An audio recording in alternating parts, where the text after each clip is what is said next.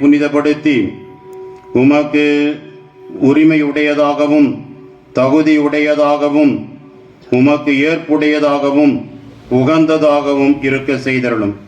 இவ்வாறு உம் அன்பு திருமகனும் எங்கள் ஆண்டவருமாகிய இயேசு கிறிஸ்துவின் உடலாகவும் இரத்தமாகவும் இது மாறுவனவாக. அவர் தாம் பாடுபடுவதற்கு முந்திய நாள் வணக்கத்துக்குரிய தம் திருக்கைகளில் அப்பத்தை எடுத்து வான் நோக்கி கண்களை உயர்த்தி, எல்லாம் வல்ல இறைவனும் தம் தந்தையுமாகிய உமக்கு நன்றி செலுத்தி ஆசி வழங்கி அதை பிட்டு தம் சீடர்களுக்கு அளித்து கூறியதாவது: அனைவரும் இதிலிருந்து பெற்று உண்ணுங்கள், ஏனெனில் இது உங்களுக்காக கையளிக்கப்படும் என் உடல்.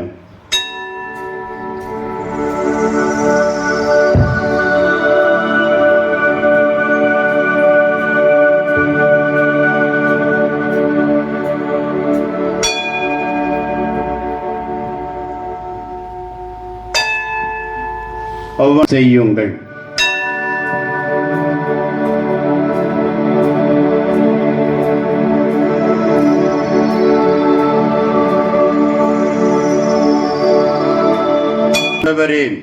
உம் திருமகனும் எங்கள் ஆண்டவருமாகிய இயேசு கிறிஸ்துவின் புனித பாடுகளையும் இறந்தோரிடமிருந்து அவர் உயிர்த்தெழுந்ததையும் இவரது மாட்சிக்கு உரிய விண்ணேற்றத்தையும் உம் ஊழியர்களும் உம் புனித மக்களுமாகிய நாங்கள் நினைவு கூறுகின்றோம்.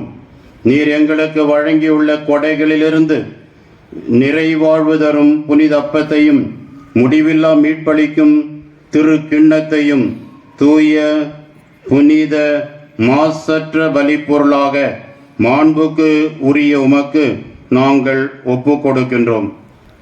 இவற்றை இரக்கத்துடனும் கனிவுடனும் கண் நோக்கி அருளும். நீதிமானாகிய உம் ஊழியன் ஆண்டவரே, நீர் இவற்றை எல்லாம் எப்பொழுதும் தூய்மையாக்கி புனிதப்படுத்தி உய்வித்து ஆசி அளித்து எங்களுக்கு வழங்குகின்றீர்.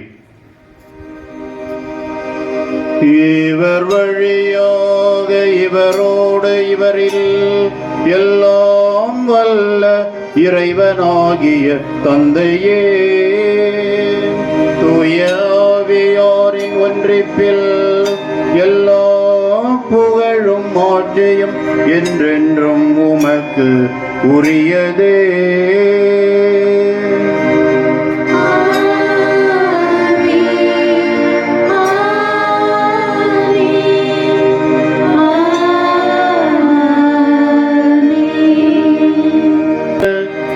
இறைவடிப்பினையால் பயிற்சி பெற்ற நாம் துணிந்து பாடுவோம்.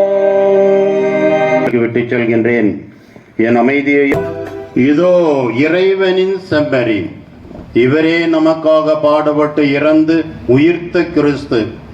என்றும் வாழ்கின்ற இவர் நமக்கு தரக்கூடிய இந்த விருந்துக்கு அழைக்க பெற்றோர் பேறு பெற்றோர். ஆண்டவரே, நீர் நிலத்தில் எழுந்தருள நான் தகுதியற்றவர், ஆனால் ஒரு வார்த்தை மட்டும் சொல்லியருளும், எனது ஆன்மா நலமடையும்.